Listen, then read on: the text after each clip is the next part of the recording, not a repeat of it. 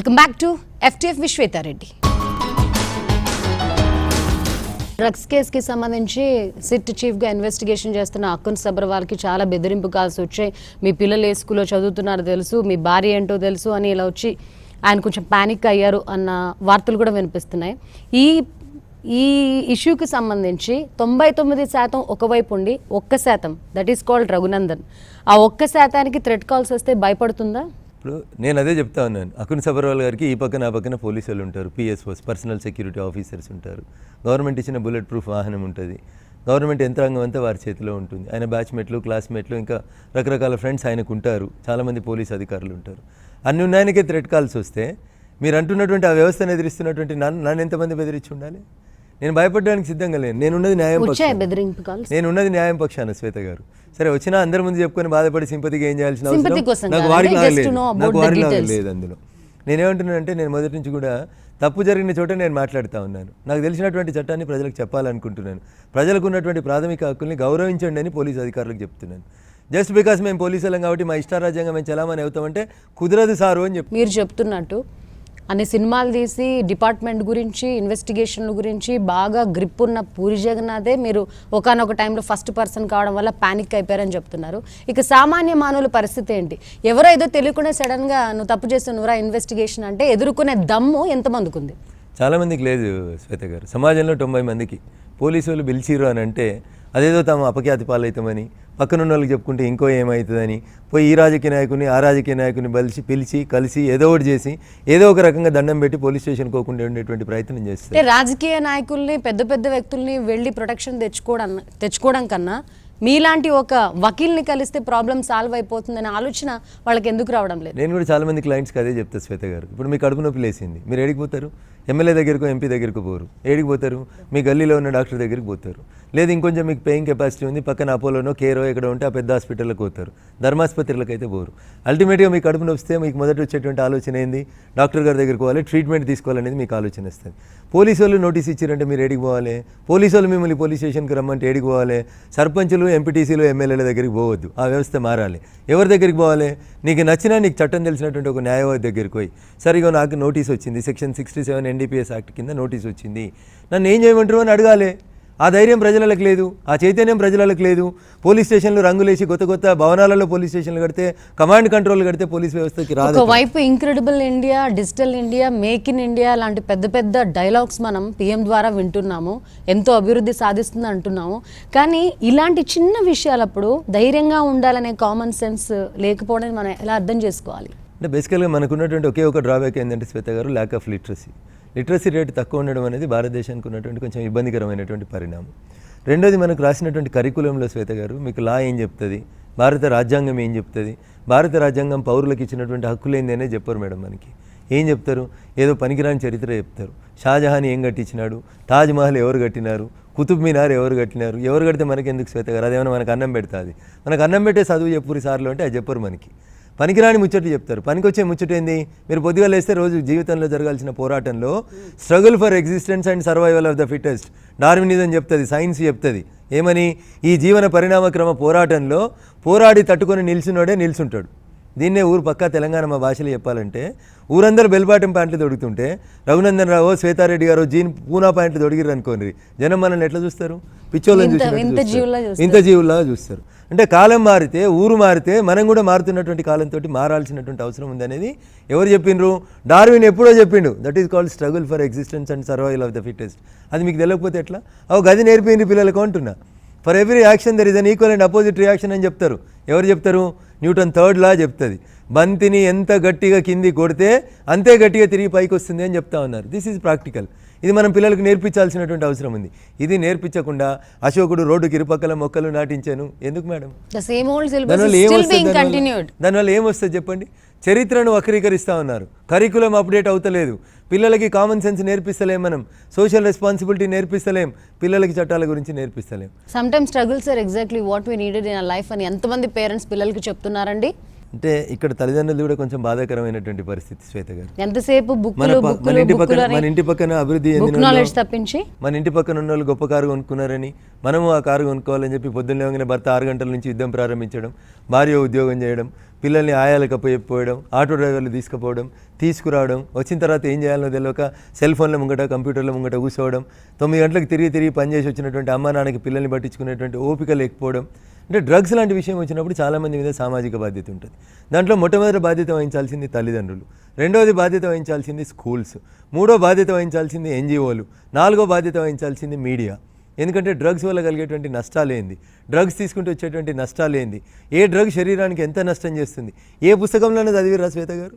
చదివినామా మనం? డిగ్రీ దాకా చదివి. నేను మీతో ఇందాక చెప్పాను కదా, మనం థియేటర్స్లోకి వెళ్ళంగానే alcohol is injurious to health అని చెప్తారు, smoking is injurious to health అని చెప్తారు. ఎక్కడ నేను చూడలేదు drugs are injurious to health అని. The same thing has been told by RGV.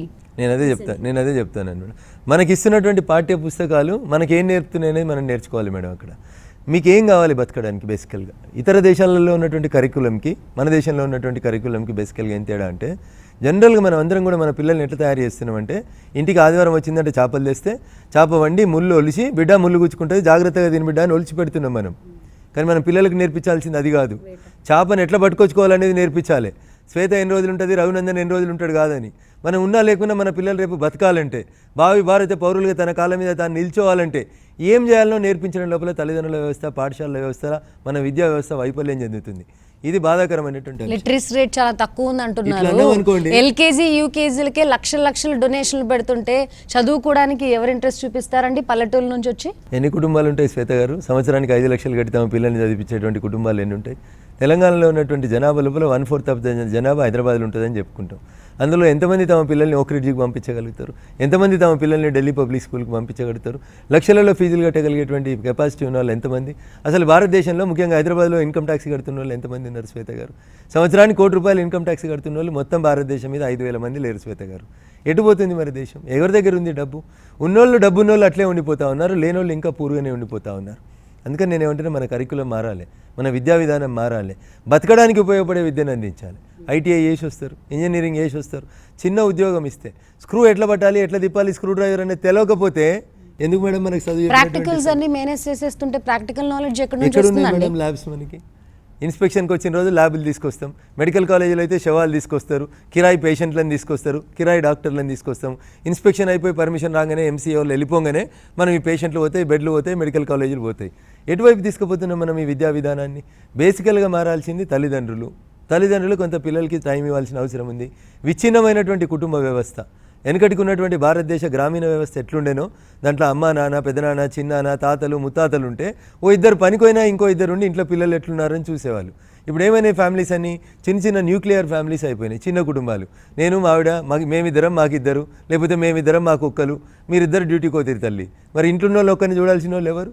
ఏం చేస్తున్నారు? ఎప్పుడు చూస్తున్నారు? వద్దంటే వచ్చిన ఈ సెల్ ఫోన్లోటి మనల్ని నాశనం చేస్తున్నాయి.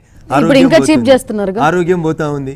సెల్ ఫోన్లలో వచ్చినటువంటి నెట్ ఇంకా పిల్లల్ని దూరం చేస్తూ ఉంది, తల్లిదండ్రులకు దూరం చేస్తూ ఉంది.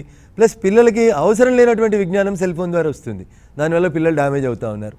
ఇవన్నీ బాధ్యత గల పౌరులుగా, మీడియాగా మనం అందరం కూడా ఆలోచించాల్సినటువంటి విషయం. నేను మాట్లాడినటువంటి మాటలు ఎవరి మీద నన్ను తిరుగుబాటు చేసినట్టు కనబడుతుండొచ్చు, కానీ నా తపనంతా కూడా సమాజం మారాలి, సమాజంలో అందరూ కూడా తమ హక్కుల్ని, బాధ్యతల్ని గుర్తించాలి. కేవలం హక్కుల కోసం మాట్లాడు కాదు, బాధ్యతల్ని కూడా గుర్తించాలనేది నేను కోరుకుంటున్నాను. ఇలాంటి ఇష్యూస్ మీరు ఎన్నో ఇయర్స్ నుంచి మీరు చూస్తూ ఉంటారు కదా, సమాజంలో ఎందుకు పౌరుడికి ఉండాల్సిన హక్కుల గురించి ఎందుకు తెలుసుకోవడం లేదు లా వైజ్ అని, దాని గురించి మీరు ఏమైనా అవేర్నెస్ ప్రోగ్రామ్స్ కండక్ట్ చేయాలనుకుంటున్నారా? అంటే చాలా సందర్భాల్లో శ్వేత గారు, ఒక రాజకీయ నాయకునిగా నేను జీవితంలోకి వచ్చిన తర్వాత చాలా సందర్భాల్లో ప్రజల్ని కలిసిన ప్రతి సందర్భంలో కూడా రాజకీయ ఉపన్యాసంతో పాటు కనీసం ఒక 10 నిమిషాలు భవిష్యత్తులో వాళ్ళ జీవిత విధానం ఎట్లుండాలనేటువంటి విషయంలో నేను కొంతవరకు చెప్పడానికి ఇష్టపడతాను. నేను ఎక్కువ శాతం ఎకో ఫ్రెండ్లీ ఉండడానికి ఇష్టపడతాను. ప్లాస్టిక్ వ్యతిరేకంగా పోరాటం చేసినాను. నేను ఉండేది పటాన్ చెరువులో, అది ఆసియా ఖండంలోనే అతిపెద్ద పారిశ్రామిక వాడ. దాని గురించి ఒక సుప్రీంకోర్టు జస్టిస్ జీవన్ రెడ్డి గారు ఒక మాట అన్నారు. పటాన్ చెరువు పక్కన ఒక చిన్న వాగుబోతుంటుంది, దాని పేరు నక్కవాగు అని చెప్తారు శ్వేత గారు. చిన్నగా ఉన్నప్పుడు నక్కవాగులో ఇట్లా నీళ్లు తోలుకొని తెలంగాణలో చెలిమేలు అంటారు, వాగులో ఇసుకొని ఈ పక్క ఆ పక్క తీసుకొని మంచినీళ్ళు తాగేటోళ్ళు. అట్లాంటి తెలంగాణ పల్లెటూర్లకి వచ్చిన నేను ఇలా నక్కవాగు గురించి జస్టిస్ జీవన్ రెడ్డి గారు ఒక మాట అన్నారు, నక్కవాగు చచ్చిపోయింది అన్నాడు. దాంట్లో నీళ్ళు తాగడానికి పశువులు దిగి మూతి పెడితే స్కిన్ ఊడిపోతుంది. పొరపాటున ఎవరన్నా తెలియక దాంట్లోకి దిగి నీళ్ళని ముట్టుకుంటే చేతుకున్నటువంటి స్కిన్లు ఊడిపోతాయి. పటాన్ చెరువు పక్కన ఉన్నటువంటి అక్కడ ఎక్కువ ఫార్మసీ కంపెనీస్ ఫార్మసీ కంపెనీస్ వస్తాయి. అంటే అభివృద్ధి పేరిట మనం ఏం చేస్తున్నాం, ప్రకృతి విధ్వంసం చేస్తూ ఉన్నాం. దానికి వ్యతిరేకంగా ఒక పిల్లు వేసినాం, సుప్రీంకోర్టు దాకా కొట్లాడినాం. పటాన్ చెరువు, నక్కవాగు పరిసర ప్రాంతాల్లో ఉన్నటువంటి 28 గ్రామ పంచాయతీలకు ఉచితంగా ఫ్రీ మంచినీళ్ళు కాలుష్యకారక కంపెనీల ఖర్చుతోటి ఇప్పించేలాగా సుప్రీంకోర్టుని ఒప్పించగలిగినాం. This is the social responsibility what I feel. నేను ఎక్కడున్నా ఏ పని చేసినా నలుగురికి ఉపయోగపడేలా ఉండాలని కోరుకున్నాను, నలుగురు చైతన్యవంతులు కావాలని కోరుకున్నాను. కానీ నేనేదో కావాలనేటువంటి స్వార్థంతో ఎక్కడ కూడా ఎవరితో నేను గొడవ పడలేదు. చాలా వ్యవస్థలతో గొడవ పడాల్సినటువంటి పరిస్థితి వచ్చింది. ఆ గొడవ అనేది సమాజానికి ఉపయోగపడాలని అనుకుంటున్నాం. 2 ఘర్షణల ద్వారా వచ్చేటువంటి ఫలితం సమాజానికి ఉపయోగపడేలా ఉండాలని కోరుకుంటున్నాను. 24 గంటలు మంచి పనులే చేయాలి, మంచి చేయాలి, న్యాయం బ్రతకాలి అని కోరుకునే మీలాంటి వ్యక్తుల్ని సమాజం బ్రతకనిస్తుందా? ఇప్పటికి 50 సంవత్సరాలకు దగ్గరకు వచ్చినాను శ్వేత గారు. నన్ను సమాజం బతకనిస్తేనే కదా నేను ఈ స్థాయి దాకా ఎదిగింది. రకరకాలైనటువంటి వ్యవస్థలు, మిత్రులు, శత్రువులు అందరూ ఎంకరేజ్ చేస్తేనే కదా ఇక్కడ దాకా వచ్చింది. నేను సద్విమర్శ చేసేటువంటి మిత్రులు ఉంటే స్వీకరిస్తాను నేను. ఎందుకంటే విమర్శ మనిషిని ఇంకొంచెం మంచిగా తయారు చేయాలని కోరుకుంటాను నేను మీ లోపల ఉన్నటువంటి లోటుపాట్లను ఎత్తి చెప్పిపోతే మీరు ఇంకో ఎపిసోడ్కి వచ్చేసరికి ఇంకొంచెం బాగా కావాలని నేను కోరుకుంటాను. ఎప్పుడు నేను మీ మిత్రుడిని అయితే రఘునందన్ నేను టీవీ షోకి పిలిస్తే రఘునందన్ నన్ను విమర్శించింది కాబట్టి భవిష్యత్తులో ఎప్పుడు నేను రఘునందన్ పిలవద్దు అని మీరు అనుకుంటే ఇంకా అది మీ లోపల ఉన్నటువంటి రిజిడ్నెస్ని చూపిస్తూ ఉంటుంది. మీరు అట్లా ఉండాలని కోరుకోను, నేను ఎలాస్టిక్ ఉండాలని కోరుకుంటాను. ఎవరైనా కానీ మారుతున్నటువంటి కాలానికి అనుగుణంగా మనం మారాలని కోరుకుంటాం. చిన్నప్పుడు చదువుకున్నాను నేను శ్వేత గారు. 30 ఏళ్ల క్రితం 40 ఏళ్ల క్రితం నేను స్కూల్కి పోయినప్పుడు ఏం చదువుకున్నాను, భారతదేశం అభివృద్ధి చెందుతున్న దేశం అని చదివినాను. నా కూతురు స్కూల్కి పోయింది, తను కూడా అదే చదివింది, భారతదేశం అభివృద్ధి చెందుతున్నటువంటి దేశం అని. ఇంకో 4 ఏళ్ల తర్వాత నాకు మన్మరాలు వస్తే వాడు కూడా స్కూల్కి భారతదేశం అభివృద్ధి చెందుతున్న దేశం అని. అంటే నాలాంటి వాళ్ళు ఈ దేశంలో అనేక పోరాటాల తర్వాత స్వాతంత్రం వచ్చిన ఈ దేశంలో 5 దశాబ్దాల తర్వాత కూడా భారతదేశం అభివృద్ధి చెందుతున్న దేశము అని చదువుకుంటూనే ఉండాలా మేడం? ఈ దేశం మారొద్దా? మా పిల్లలు అమెరికాలో ఉన్నారు, అమెరికా చాలా బాగుంటుందంట, అమెరికాలో ఎవరు రోడ్డు మీద ఉమ్మేయరట, మరి మనం ఎందుకు ఇక్కడ రోడ్డు మీద ఉమ్మేస్తున్నాం? ఉమ్మేస్తే తప్పు అని చెప్పడానికి మన దేశంలో చట్టం ఉంది. కానీ మనం అమెరికా పోతాం అప్పుడప్పుడు పిల్లల దగ్గరికి పోయినప్పుడు మనం కూడా కనీసం చాక్లెట్ కవర్ కూడా రోడ్డు మీద వేయం, తీసుకెళ్లి డస్ట్బిన్లో మాత్రమే ఇస్తాం. కానీ అమెరికా నుంచి వచ్చి భారతదేశం బస్టాండ్లో దిగంగానే మళ్ళీ మనం కిటికీ తీసి కిల్లేసి బయట ఉంచిపోతాం, వాటర్ బాటిల్ తాగుడు అయిపోగానే రోడ్డు మీదనే వేసిపోతాం. America polished country, India unpolished country అనుకుంటుంటారు కదండి. ఎవరు మార్చాలి? బాధ్యత గల పౌరులుగా మీరు మార్చకపోతే, నేను మార్చకపోతే, ఈ సమాజంలో మన బాధ్యతని మనం గుర్తించుకోలేకపోతే ఎట్లా మారుతుంది దేశం అంటున్నా. దేశం అంటే మట్టి కాదు, ఈ దేశం అంటే మనుషులో అన్నాడు. ఆ మనుషుల ప్రవర్తనలో మార్పు రాకపోతే నేను బాగున్నానా, మా ఆవిడ బాగుందా, నా కుటుంబం బాగుందా, బస్ ఇంతే, నా ఇల్లు తర్వాత ఏమైనా కానీ నాకు సంబంధం లేదంటే ఎట్లా అవుతుంది? ఎందుకు స్వచ్ఛ భారత్ కార్యక్రమాన్ని ప్రధానమంత్రి నరేంద్ర మోడీ గారు ప్రవేశపెట్టారు? పరిసరాలు పరిశుభ్రంగా లేకపోవడం వల్ల భారతదేశంలో ప్రతి కుటుంబం యావరేజ్న సంవత్సరానికి 6,500 రూపాయలు టీకాల మీదనో, మలేరియా మీదనో, ఫైలేరియా మీదనో, లేకపోతే ఇంకో దాని మీదనో ఖర్చు పెడుతుంది. అందుకని మీరు బాగుండి, మీ కుటుంబం బాగుండి, మీ చుట్టూ ఉన్నటువంటి వీధి, వాడ, ఇల్లు, ఊరు బాగుంటే స్వచ్ఛ భారత్ కార్యక్రమాన్ని అమలు చేస్తే మనం కూడా స్వచ్ఛ సింగపూర్ లాగా, స్వచ్ఛ అమెరికా లాగా, ఎస్ వీఆర్ ఇండియన్స్ అని, మా భారతదేశం బాగుందని చెప్పుకునేటువంటి స్థితికి రావాలనేటువంటి ఒక కాన్సెప్ట్ తోటి మేము రాజకీయాల్లోకి వచ్చిన వాళ్ళం తప్ప, రాజకీయం అంటే ఏదో దోసుకోవడం, దాచుకోవడం, ఆయన ఇన్ని కోట్లు సంపాదించడం, నేను ఇన్ని కోట్లు సంపాదించాలనుకుంటే నేను పనిచేసేటువంటి వకాలత్ నాకు చాలా ఫీజులు ఇప్పిస్తుంది. స్వచ్ఛ భారత్ అనే కాన్సెప్ట్ 100% ఇంప్లిమెంట్ అవుతుందని మీరు అనుకుంటున్నారా? శ్వేత గారు, ఇంత పెద్ద దేశంలో ఒకటే రోజు మార్పు రాదు తల్లి. 120-130 కోట్ల జనాభా ఉన్నటువంటి భారతదేశం లోపల ఒక మార్పును ఆశించి మనం ఒక మంచి కార్యక్రమాన్ని మొదలుపెట్టినప్పుడు మార్పు కొంచెం బాధాకరం అనిపిస్తుంది, ఇబ్బంది అనిపిస్తుంది, మొదటి రోజు కష్టం అనిపిస్తుంది, రెండో రోజు ఇంకొంచెం పర్వాలేదు అనిపిస్తుంది. క్రమక్రమం లోపల జనం లోపల ఐడియాలజీ లోపల ఒక మార్పు వస్తుంది. శ్వేత గారు, నేను మీకు గర్వంగా చెప్పుకోగలుగుతాను, నరేంద్ర మోడీ గారు ఈ దేశ ప్రధాని అయిన తర్వాత 2014 ఆగస్టు 15 రోజు, 15 ఆగస్టు రోజు జెండా ఎగిరేసిన తర్వాత జాతి ప్రజలను ఉద్దేశించి మాట్లాడుతున్నప్పుడు ఒక మాట చెప్పి, ఈ దేశానికి స్వాతంత్రం వచ్చిన 7 దశాబ్దాల తర్వాత కూడా ఇంకా తెలంగాణ పల్లెటూర్లలో కానీ, భారతదేశంలో ఉన్నటువంటి పల్లెటూర్లలో కానీ ఉదయం కాగానే మా అక్కా చెల్లెళ్ళు బయటికి పోయేటువంటి దుస్థితిలో నుంచి బయటికి రావాలని అడిగిండ్రు. అడిగితే తెల్లారేదో టీవీ ఛానల్ చర్చలపల నన్ను ఒక విశ్లేషకుడు అడిగిండు, పెద్ద ఆయన బాగా చదువుకున్న ఆయన అడిగిండు, ఏమయ్యా రఘునందన్, మీ ప్రధానమంత్రి ఎర్ర జెండా నుంచి ఎర్రకోట నుంచి జెండా ఎగిరేసి టాయిలెట్ల గురించి మాట్లాడతాడయ్యా అని అడిగిండు. నేను ఒకటే మాట అడిగిన వారిని, సార్ మా ప్రధానమంత్రి గారు మాట్లాడిన తప్ప ఒప్పో నేను చెప్పే కంటే ముందు ఈ దేశానికి స్వతంత్రం వచ్చిన 7 దశాబ్దాల తర్వాత కూడా సాధారణ కుటుంబాలలో టాయిలెట్లు కట్టించలేనటువంటి రాజకీయ పార్టీని ప్రశ్నించలేనటువంటి మీ మేధావితనాన్ని నేను ప్రశ్నిస్తున్నాను సార్ అన్నాను. అది నాకు రెబల్లాగా, నేను మాట్లాడితే రెబల్లాగా అనిపించవచ్చు, తీవ్రవాదిలాగా అనిపించవచ్చు. మీకు అది వాస్తవమా కాదని ఒకసారి ఆలోచించాలి. ప్రజల ఆలోచన విధానాన్ని మార్చడానికి నరేంద్ర మోడీ గారు మాట్లాడినారు. ఆ రోజు ఇండిపెండెన్స్ డే రోజు చాలామంది టీవీలు చూస్తుంటారు, చూసినప్పుడు ఒక మెసేజ్ ఇవ్వాలనుకున్నారు. నరేంద్ర మోడీ గారు ఆలోచనను మన్నించి మొన్న నేను ఒక పేపర్లో చూసిన, పెళ్ళైనటువంటి జంట జనరల్గా దండలతోటి ఫోటోలు వేసుకొని కనబడుతుంటారు టీవీలలో కానీ పేపర్లలో కానీ. ఒక పేపర్లో ఒక ఫ్రంట్ పేజీలో ఒక ఫోటో కనబడింది. ఏందా అని చూసిన నేను ఇంత ఆసక్తిగా ఏంది భార్యాభర్తలు ఇద్దరు ఒక రూమ్ పక్కన కనబడుతుర్రైంది. ఒక పక్క భార్య ఒక పక్క భర్త ఉండి ఇచ్చినటువంటి ఆ గది టాయిలెట్. ఆ అమ్మాయి డిమాండ్ ఏందో తెలుసా తన భర్తని, నువ్వు ఎంతనైనా కట్నం తీసుకో మా నాన్న దగ్గరికి వెళ్ళి నాకు సంబంధం లేదు, కానీ నేను మీ ఇంటికి నీ భార్యకు వచ్చిన రోజుకి మీ ఇంటికి వచ్చిన మొదటి రోజుకి నాకు టాయిలెట్ నిర్మాణం పూర్తి అయి ఉంటేనే నేను మీ ఇంటికి వస్తా అని కండిషన్ పెట్టగలిగేంత అవేర్నెస్ని ఎవరు తీసుకొచ్చారు శ్వేత గారు? నరేంద్ర మోడీ గారు. ఇదే కాన్సెప్ట్ ఇప్పుడు సినిమా తరాలతో కూడా అడ్వర్టైజ్మెంట్స్ చేస్తున్నారు కదా. నేను ఏమంటున్నాను మేడం, సినిమా అనేది ఒక ప్రభావితం చేసేటువంటి రంగం. పిల్లల మీద మంచి చెడు అనేటువంటి ఇన్ఫ్లుయెన్స్ సినిమా చాలా చూపించగలుగుతుంది. మీరు 100 మాటలు చెప్పిన దానికంటే ఎక్కువ ఒక సినిమా చూస్తే, నేను ఇప్పటికీ చెప్తాను మీరు అడుగుతున్నారు కాబట్టి, పూరి జగన్నాథ్ గారు చూసినటువంటి పోకిరి అనేటువంటి సినిమాను నేను ఇప్పటిదాకా ఎన్నిసార్లు చూసినో తెలియదు.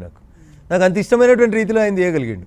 మహేష్ బాబు అనేటువంటి ఒక పోలీస్ ఆఫీసర్ని తీసుకొచ్చి అందులో పెట్టి చాలా గొప్పగా సమాజానికి ఒక నీతిని, ఒక మెసేజ్ని పంపించినాడు పూరి జగన్నాథ్ గారు. అట్లాంటి మంచిని స్వీకరించాలనేటువంటి తపన జనాలలో ఉంటుంది. కొన్ని లక్షల మందిని మీడియా ప్రభావితం ఎట్లా చేస్తుందో సినిమా కూడా అట్లే ప్రభావితం చేస్తుంది. మాట కన్నా పాట ఎలా ప్రభావితం చేస్తుందో సినిమా కూడా అలా. ఒక చిత్రము నా మనసులో అట్లా ఉండిపోతుంది. ఒక డైలాగ్ పూరి జగన్నాథ్ గారు మంచి డైలాగులు రాస్తారని మీరు అన్నారు. చాలామంది పిల్లలు కూడా పల్లెటూళ్ళలో ఈడాడ కొట్లాడుకున్నప్పుడు చెప్తున్నటువంటి ఒక సింపుల్ డైలాగ్ ఏమంటారు అది? సేమ్ పోకిరిలో కొట్టిన డైలాగే. ఎవడు కొడితే మైండ్ బ్లాక్ అయ్యి దిమ్మ తిరుగుతుందో వాడే పండుగాడు. ప్రతి తెలంగాణ పల్లెటూర్లకు పోయింది అది. తెలంగాణ కాదు, తెలుగు వచ్చిన ప్రతి పోరలు 15-20 ఏళ్ళ దాకా ఉన్నటువంటి చిన్న పిల్లలు డైలాగ్ కూడా అదే. ఎల్కేజీ వాళ్ళు ఇప్పుడు మాట్లాడుతున్నారు అంటే వాళ్ళు సినిమా రిలీజ్ అయినప్పుడు వాళ్ళు పుట్టిన కూడా పుట్టలేదు. That is the influence and impact of the cinema. అందుకనే అది పూరి జగన్నాథ, చార్మియా, రవితేజన, అల్లు అర్జున, బన్య, చిరంజీవి కాదు, వాళ్ళని చూసి రోల్ మోడల్స్గా ఎంచుకొని పిల్లలు ఎంతమంది ఎదగాలి. పవర్ ఉంటుంది. అట్లాంటి ఫీల్డ్లో కొన్ని బాధాకరమైనటువంటి సంఘటనలు జరగడం అనేది దురదృష్టకరం. ఒక్క దేశంలోనే కాదు శ్వేత గారు, ప్రపంచం ఎదుర్కొంటున్నటువంటి 2 సమస్యలు ఏంది అనేది ఎవరిని అడిగినా, ఏ దేశ అధ్యక్షుడిని అడిగినా, ఇంక్లూడింగ్ భారత ప్రధాని నుంచి అమెరికా అధ్యక్షుని దాకా ఎవరిని అడిగినా, ఏ దేశ అధ్యక్షుడైనా 2 చెప్తాడు. మొదటిది ఉగ్రవాదం, రెండోది డ్రగ్స్. ఈ 2 మాఫియాలే ప్రపంచాన్ని పట్టి పీడిస్తూ ఉన్నాయి. డ్రగ్స్ లేనటువంటి సమాజం రావాలని అందరం కోరుకోవాల్సిందే. డ్రగ్స్ని ఎరాడికేట్ చేయాల్సిందే. డ్రగ్స్కి ఎవరైనా బానిసలు అయితే వాళ్ళ పట్ల మనం సింపతి చూపెట్టాల్సిందే. వాళ్ళని జనజీవన స్రవంతిలోకి తీసుకురావడానికి మనం ప్రయత్నం చేయాల్సిందే. ఎట్ ద సేమ్ టైం మీరు చిన్న వాళ్ళని, తాగిన వాళ్ళని పట్టుకొని హంగామా చేసే బదులు అసలు దీనికి మూలం ఎక్కడుంది, ఉత్పత్తి అవుతున్నటువంటి పరిశ్రమ ఎవరు, సప్లై చేస్తున్నటువంటి వ్యక్తులు ఎవరు, వాళ్ళ గురించి మాట్లాడకుండా మనం ఇంత పబ్లిసిటీ చేస్తే మేడం, తయారు చేసేటోడు చదువుకొని పోకుండానే ఉంటాడంటారా మీరు? ఇప్పుడు మనం సినిమాలు చూస్తే ముంబై గురించి, మాఫియా గురించి చెప్తే దావూద్ ఇబ్రాహిం లాంటి డాన్ల దగ్గర నుంచి మొదలుకుంటే ప్రతి ఒక్కరు ఇదే రకమైనటువంటి ఇండస్ట్రీలో వచ్చారని చూస్తాం. ముంబైలో చాలామంది గొప్ప గొప్ప సినీ నటులు, నటీమణులు కూడా ఇవి తీసుకుంటున్నారని కొంత బదనాం ఉంది. సరే, ముంబై నుంచి ఇక్కడికి యాక్టర్స్ రావడమో, లేదా హైదరాబాద్ కాస్మోపాలిటన్ సిటీలలో ఒకటిగా ఎదగడం వల్లనో, లేదా నిన్నయాల నుంచి మళ్ళీ పేపర్లలో వస్తున్నాయి, సాఫ్ట్వేర్ కంపెనీలలో కూడా చాలామంది అటువైపు డ్రైవ్ అయిపోయినారు, బానిసలు అయిపోయినారు అని చెప్తా ఉన్నారు. అంటే ఒంటరితనం నుంచి బయటపడడానికి మనిషి ఎంచుకుంటున్నటువంటి ఒక మార్గం ఏంటంటే, నాకున్నటువంటి బాధలన్నీ పోతాయి, ఏదో మత్తులో. ఇప్పుడు ఇష్యూ చూసిన తర్వాత సీనియర్ యాక్టర్స్ ప్రెస్ మీట్లో చెప్తున్నారు అదే, not only cinema industry that is being addicted for drugs, కొన్ని అదర్ ఫీల్డ్స్ కూడా ఉన్నాయి. కాకపోతే వాళ్ళు ఫేమ్ అవ్వట్లేదు, వాళ్ళు స్క్రీన్లలో కనిపించట్లేదు, కాబట్టి వాళ్ళ గురించి మీరు పట్టించుకోవట్లేదు. మీరు అన్నట్టుగా సాఫ్ట్వేర్ కంపెనీ అనుకుందాం, సాఫ్ట్వేర్లో ఎవరు ఎక్కడ తాగేసి ఏ రోడ్డు మీద పడిపోతున్నారో మనం చూడట్లేదు. మన పొలిటికల్గా చూస్తున్నాం, వాళ్ళ పిల్లలు ఎక్కడ పడిపోతున్నారో తెలుసు. పబ్స్, ఈరోజు పబ్ కల్చర్స్ ఎక్కువైపోయింది.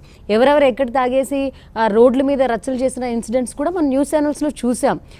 వై మీరు అన్నట్టుగా cinema is the only subject that is being focused by the public?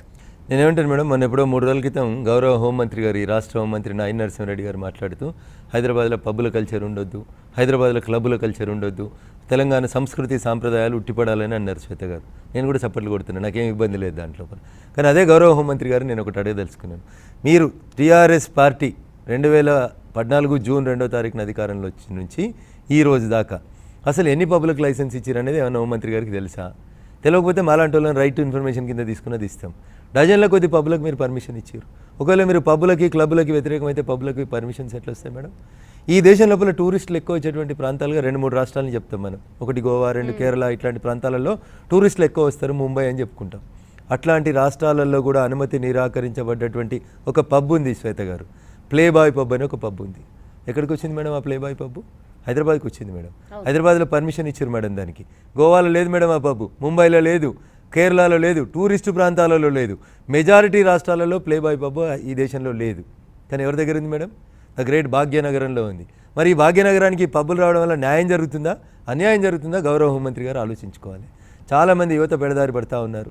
1 గంట దాకా 2 గంటల దాకా 3 గంటల దాకా పబ్బులు నడుస్తూ ఉన్నాయి. జూబ్లీ హిల్స్, బంజారా హిల్స్ పోలీస్ స్టేషన్లకి 100 మీటర్లు, 200 మీటర్లు, 500 మీటర్ల దూరం లోపల ఈ పబ్బులు నడుస్తూ ఉన్నాయి. పోలీసులకు ఏం తెలకుండానే పబ్బులు నడుస్తున్నాయి మేడం. ఇప్పుడు పబ్బులకు క్లబ్బులకి సంబంధించి రిలాక్సేషన్ టైంని 2 వరకు పెంచారని కూడా వినిపిస్తుంది కదండి. నేను అందుకని అంటున్నాను మేడం, మనం నోరుతోటి నవ్వి నొసలతోటి ఎక్కిరియవద్దు. క్లబ్బులు లేని సమాజం, పబ్బులు లేని సమాజం, డ్రగ్స్ లేని సమాజం, చెడు వ్యసనాలు లేనటువంటి సమాజం రావాలని మీరు కోరుకోరా? మీ పిల్లలు చెడిపోవాలని మీరు కోరుకుంటారా? నేను కోరుకుంటానా? అందరూ శాకాహారులే కానీ రొయ్యల మూల పోయినట్టుంది ఇది శ్వేత గారు. ప్లేబాయ్ పబ్బు ఎవరు రిబ్బన్ కట్ చేసిర్రు? ప్లేబాయ్ పబ్కి ఎవరు పర్మిషన్ ఇచ్చారు చెప్పుర్రి. అది చెప్పకుండా శ్వేతారెడ్డి పబ్కి వస్తుంది, రఘునందన్ రావు పబ్కి వస్తాడని వ్యక్తుల్ని టార్గెట్ చేయడాన్ని తప్పు అంటున్నా నేను. వ్యక్తుల్ని ఎప్పుడూ టార్గెట్ చేయకండి దయచేసి. ఎవరి వ్యక్తిగత జీవితాన్ని వాళ్ళ గది యొక్క 4 గోడల మధ్యలోకే పరిమితం చేయండి. వాళ్ళు తాగి బయటకు వచ్చి నిరసన చేస్తే కేసు పెట్టి రిమాండ్ చేయండి. రాజకీయ నాయకులలో చెడ్డోళ్ళు లేరా? పోలీసు వాళ్ళ దాంట్లో చెడ్డోళ్ళు లేరా? నయీం కేసులో పోలీసు వాళ్ళ పేర్లు రాలేదా? నయీం కేసులో రాజకీయ నాయకుల పేర్లు రాలేదా? పోలీస్ డిపార్ట్మెంట్ లో కొంతమంది సహకరిస్తున్నారని చెప్తున్నారు కదా. డ్రగ్స్ కేసులలో ఐఏఎస్ ఐపీఎస్ ఆఫీసర్ల పిల్లలు ఎవరు లేరని మీరు అనుకుంటున్నారా? మన జర్నలిస్ట్ మిత్రులు ఎవరు లేరనుకుంటున్నారా? ఎమ్మెల్యేల పిల్లలు, ఎంపీల పిల్లలు లేరని మీరు అనుకుంటున్నారా? కాబట్టి అన్ని వ్యవస్థలలో మంచి ఉన్నట్టు మంచితో పాటు ప్యారలల్గా చెడు వస్తుంది శ్వేత గారు. మీరు నడుస్తుంటే మీ వెనకాలని ఎట్లయితే నీడ వస్తుందో వెలుతురుతో పాటు నీడ కూడా కంటిన్యూస్గా ప్యారలల్గా వస్తుంది మేడం. దాన్ని మనం కాదని చెప్పలేము, కానీ దాన్ని మినిమైజ్ చేయండి, తగ్గించండి, పిల్లల్ని సక్రమైనటువంటి దారిలోకి తీసుకురండి అనేది నా వాదన. మీరు చెప్తున్నట్టుగా ప్రస్తుతం మన రాష్ట్రంలో, తెలంగాణ రాష్ట్రంలో ఎన్నో పట్టి పీడించే అంశాలు ఉన్నప్పటికీ కూడా ఆల్ ఆఫ్ ఎ సడన్గా ఈ డ్రగ్స్ అనే విషయం సెన్సేషన్ అవ్వడానికి రూట్ కాజ్ చెప్పండి. తెలంగాణ ప్రభుత్వం రాష్ట్ర ప్రజలు ఎదుర్కొంటున్నటువంటి కొన్ని స్థూలమైనటువంటి సమస్యల్ని ప్రజల డొమైన్ నుంచి బయటికి తీసుకుపోవాలని అనుకుంది. ఏం చేస్తే బయటికి పోతాయి? జనం గొల చేస్తూ ఉన్నారు. ఉస్మానియా యూనివర్సిటీలో ధర్నాలు అవుతున్నాయి. కొండా లక్ష్మణ్ బాపూజీ హార్టికల్చర్ యూనివర్సిటీలో గొడవలు జరుగుతూ ఉన్నాయి. ప్రజలు ఎక్కడికక్కడ నిరసనలు తెలియజేస్తూ ఉన్నారు. రైతులు చచ్చిపోతూ ఉన్నారు. ఖమ్మం మార్కెట్ యార్డ్ లోపల రైతులకు బేడీలు వేయాల్సినటువంటి దుస్థితి. మనం చెప్పిన డబుల్ బెడ్రూమ్ ఇల్లు రాకపోయే, ఇంటికో ఉద్యోగం రాకపోయే. మరి ప్రజల అటెన్షన్ ఎట్లా డైవర్ట్ చేయాలి? దీనికి అన్నిటికీ మంచి ఉపయోగపడేటువంటి రంగం ఏంది? సినిమా రంగం. మంచిగా ఉపయోగపడేటువంటి ఆసక్తి కలిగించేటువంటి అంశం ఏంది? డ్రగ్స్ అంశం తీసుకొచ్చి ముందేసారు. ఇది కాకుండా ముఖ్యమంత్రి గారి కుటుంబం లోపల ఏదో కొన్ని లుకలుకలు లకలకలు ఉన్నాయని, నెంబర్ 2లు నెంబర్ 3లో కొంతమందికి పబ్బులతోటి ఆ క్లబ్బులతో ఏదో సంబంధాలు ఉన్నాయని ఇట్లా రకరకాలైనటువంటి ఆరోపణలు వచ్చినాయి. అవి నిజం అవునో కాదో నాకు తెలియదు. హోంమంత్రి గారు చెప్పాలి, ఎందుకంటే ఆయన పోలీసులకు బాస్ కాబట్టి. ఆ క్లబ్బులకి, పబ్బులకి, లేదా లేట్ నైట్ నడుస్తున్నటువంటి హోటళ్ళకి, వెస్ట్రన్ కల్చర్ని ఎక్కువ తీసుకొచ్చి ఇంప్లికేట్ చేస్తున్నటువంటి హోటళ్ళకి, గౌరవ ముఖ్యమంత్రి గారి కుటుంబాలకి ఏమైనా సంబంధాలు ఉన్నాయా? ఏం సంబంధ బాంధ్యాలు లేకపోతే నిజంగా కట్టుతోటి ఉండాలనుకుంటున్నారా? లేదా ఈ కేసును కూడా మియాపూర్ కేసులాగానో, నయీం కేసులాగానో, ఎంసెట్ కేసులాగానో, అంతకుముందుకు వచ్చినటువంటి ఓటుకు నోటు కేసులాగానో, ఇంకా ముందుకు పోతే జరిగినటువంటి కేసులాగానో ఓ 2-3 నెలలు సీరియల్ నడిపించేసి జనం దృష్టి అంతా ఆడికి తీసుకుపోయి చివరికి కొండందవి ఎలకను కూడా పట్టలేక కేసును క్లోజ్ చేయాలనుకుంటున్నారు అనేది నేను ఈ రాష్ట్ర ప్రభుత్వాన్ని ప్రశ్నిస్తున్నటువంటి మౌలికమైనటువంటి అంశం. నిజంగా మీకు చిత్తశుద్ధి ఉంటే రండి. ఏం చేయాలి? మనం స్కూళ్ళకి పోవాలి. ఏం చెప్పాలి? అవేర్నెస్ క్యాంపులు పెట్టాలి. డ్రగ్ ఏంది, డ్రగ్ తీసుకోవడం వల్ల మంచి ఏంది, చెడైంది అనేది పిల్లల్ని ఎడ్యుకేట్ చేయాలి. ఎన్జిఓస్ని ఇన్వాల్వ్ చేయాలి. ప్రజలతో పాటు అటు విద్యార్థులను కూడా ఎడ్యుకేట్ చేయాలి. యూనివర్సిటీ ప్రాంగణాలకు పోవాలి, ఎడ్యుకేట్ చేయాలి. అదే సినిమా యాక్టర్లను తెప్పించి వాళ్ళతో సోషల్ రెస్పాన్సిబిలిటీ కింద ఇట్లాంటి ప్రోగ్రామ్స్ ఇప్పించాలి. ఎందుకంటే మీరు చెప్తే నేను చెప్తే ఎవరు వినరు. అదే ఒక చార్మియో, కాజలో, ఒక రకుల్ ప్రీత్ సింగారో వచ్చి చెప్తే ఓ 100 మంది చూడడానికి వస్తారు, వినడానికి వస్తారు. వాళ్ళు చెప్పడం వల్ల కొంచెం అందంగా ప్రజెంట్ చేయగలుగుతారు కాబట్టి ఇంకా ఎక్కువ మందిని అది ఇన్ఫ్లుయెన్స్ చేయగలుగుతుంది. అట్లాంటి పని చేయండి, దాన్ని ఎవరు తప్పుపడతారు? ఇదంతా జరిగిన తర్వాత ఇప్పుడేదో మేము పోస్టర్లు రిలీజ్ చేస్తున్నాం, మేమేదో సోషల్ అవేర్నెస్ క్యాంపులు చేస్తూ ఉన్నాం. ఏం తర్వాత? ఎప్పటి తర్వాత? ఒక 9వ తరగతి చదువుతున్నటువంటి అమ్మాయి డ్రగ్స్ దొరకక, తాను పడుతున్నటువంటి బాధల్ని ఏం చేయాలనో తెలియక, తన ఫ్రెండ్స్ తనకున్నటువంటి బలహీనతల్ని గమనించి తన న్యూడ్ ఫోటోలు పంపండి అంటే పంపినటువంటి ఫోటోలు బయటికి వస్తే అప్పుడు ఈ డ్రగ్స్ పంచాయతీ బయటకు వచ్చింది. మేము బయటికి తీయలేదు, తెలంగాణ ప్రభుత్వం బయటికి తీయలేదు. అన్ని వెసులుబాట్లు, అన్ని ఫెసిలిటీస్ ఇచ్చినటువంటి తెలంగాణ పోలీసులు దీన్ని ఛేదించలేదు. ఒక అమ్మాయి డ్రగ్స్కి బానిసైనటువంటి ఒక 9వ తరగతి విద్యార్థిని చేసినటువంటి ఒక బాధాకరమైనటువంటి దృశ్యం సమాజాన్ని ఇలా మేల్కొల్పింది. సమాజానికి చైతన్యం తీసుకొచ్చింది, డ్రగ్స్ పట్ల అవేర్నెస్ తీసుకొచ్చింది. ఒకవేళ ఆడపిల్ల తనకున్నటువంటి న్యూడ్ ఫొటోస్ని ఫ్రెండ్స్కి పంపకపోయింది ఉంటే అసలు ఇష్యూ బయటకు వచ్చేదిగా. FTF విత్ శ్వేతారెడ్డిలో ఒక చిన్న బ్రేక్.